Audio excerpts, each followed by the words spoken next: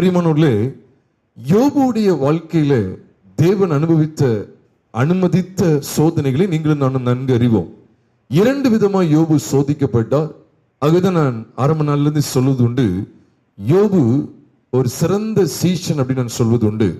ஏனென்றால் சீஷத்துவத்தை குறித்து லூக்கா எழுதின சுவிசேஷம் 14வது அதிகாரம் 25வது வசனத்திலிருந்து ஏறக்குறைய 33வது வசனம் வரைக்கும் நாம் பார்க்கும்போது, சீஷத்துவத்திலே, அதாவது மெய்யான சீஷத்துவத்திலே அடங்கி இருக்கிற 2 பகுதிகள் உண்டு.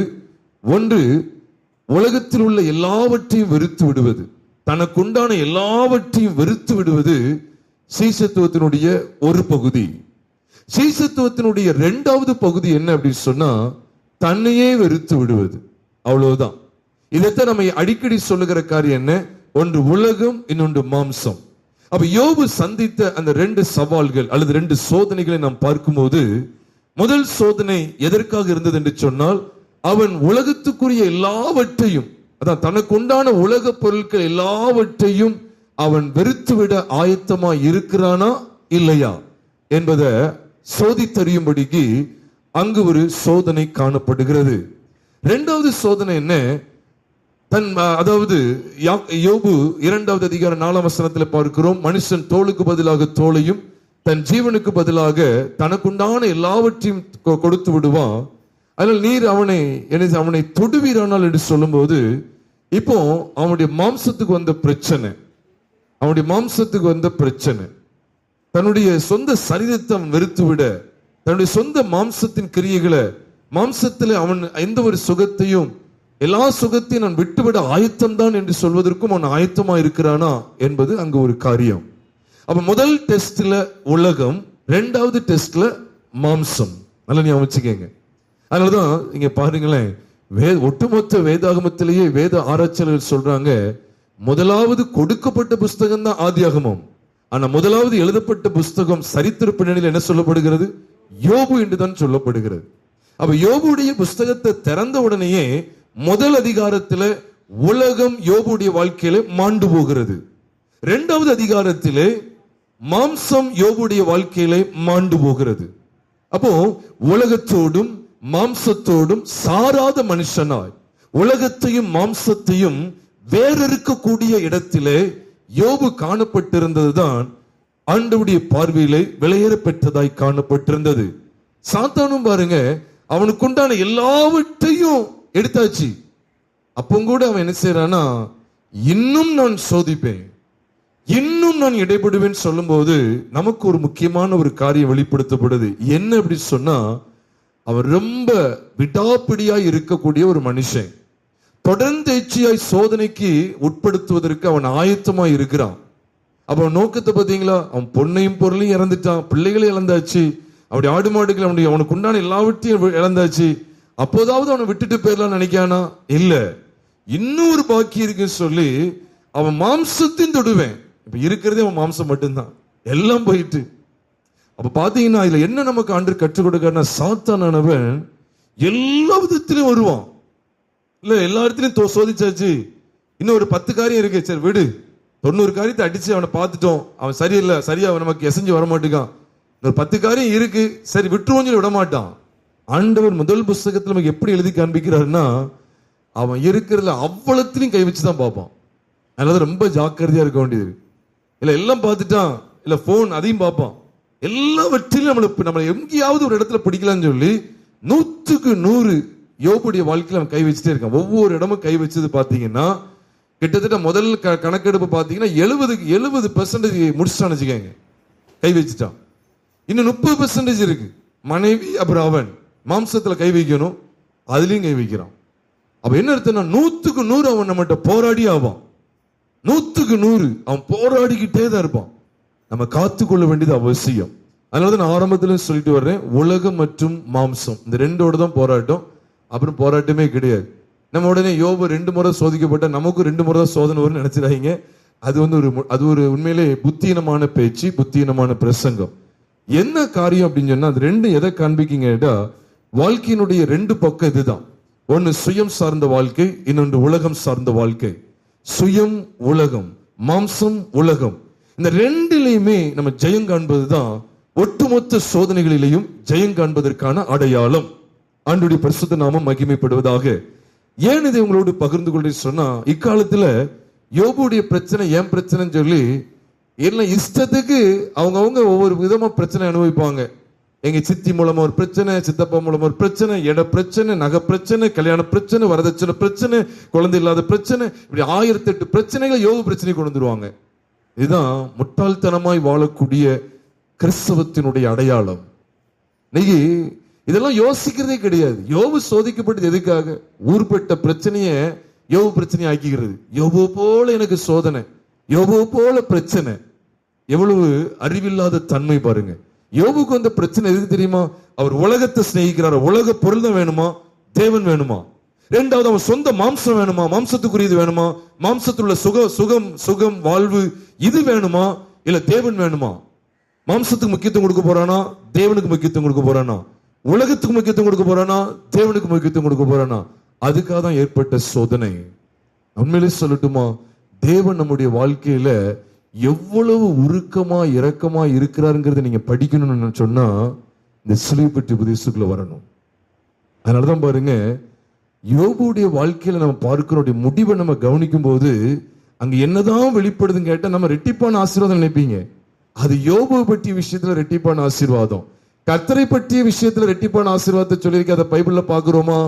கர்த்தர் மிகுந்த உருக்கமும் இரக்கம் உள்ளவரா இருக்கிறார்.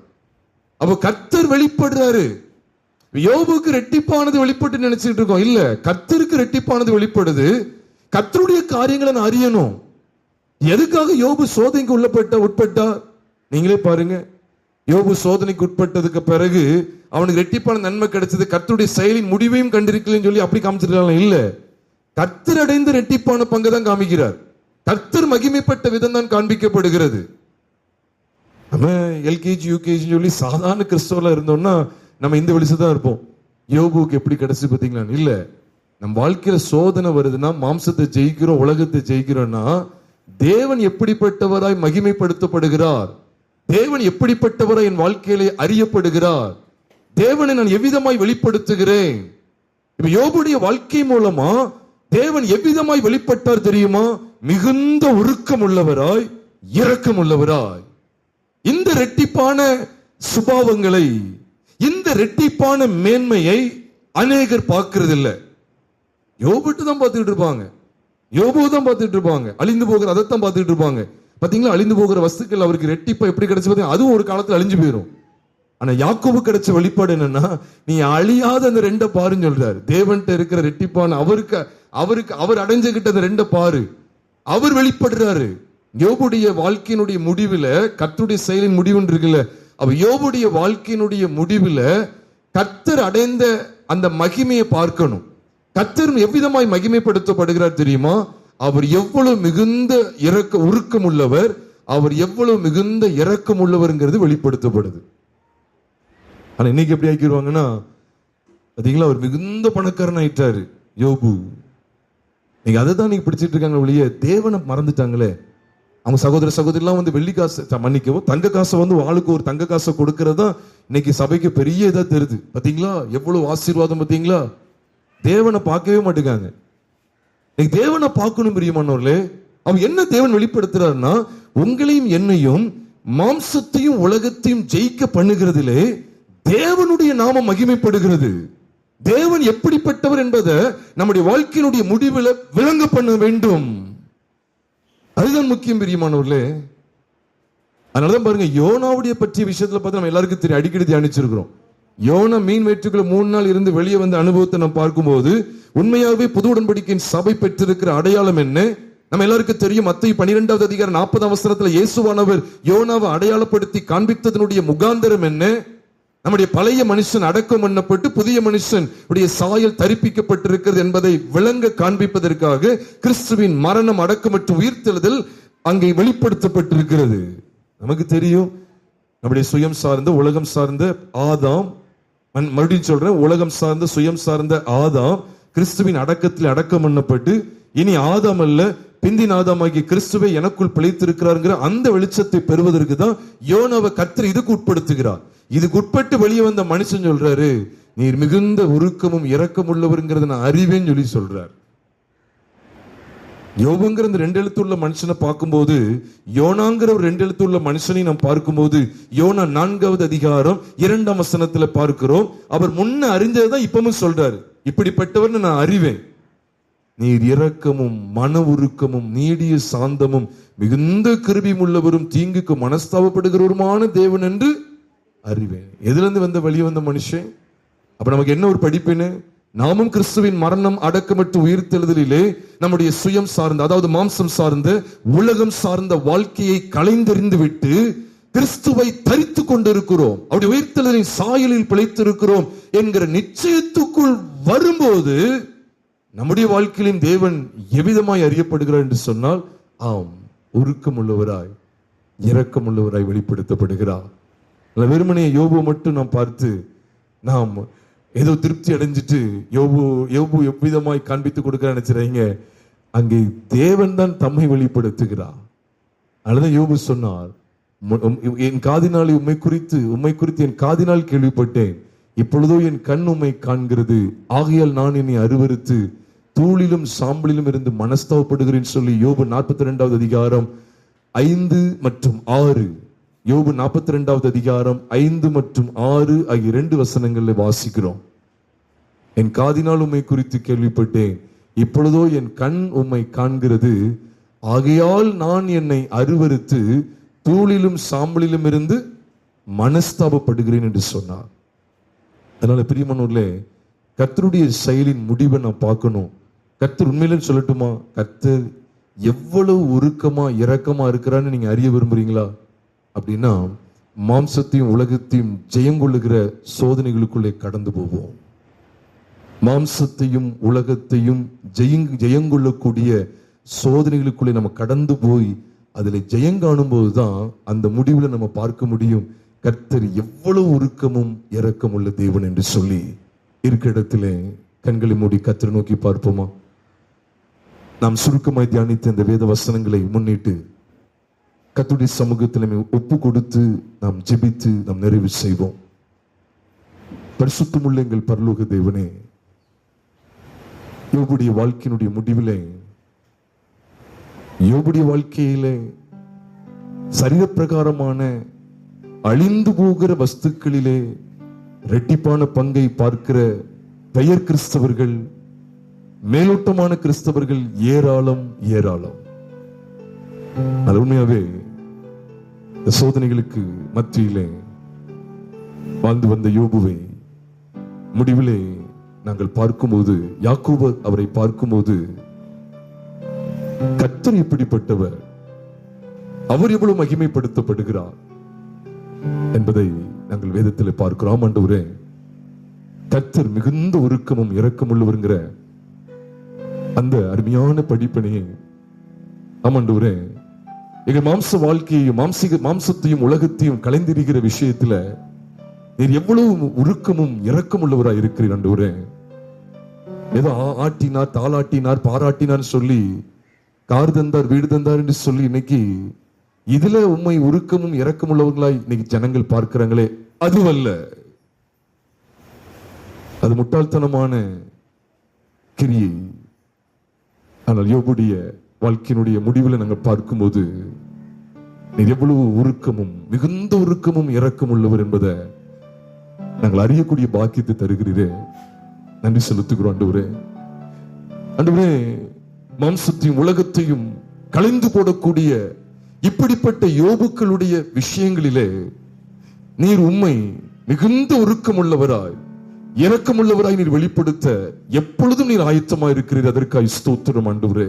எங்கள் வாழ்க்கையில் நாங்கள் எவ்விதமாய் நாங்கள் உம்மை அனுபவித்து உமக்குள்ளே ஸ்திரப்பட்டு காணப்பட கர்த்தர் உதவி செய்யுங்க.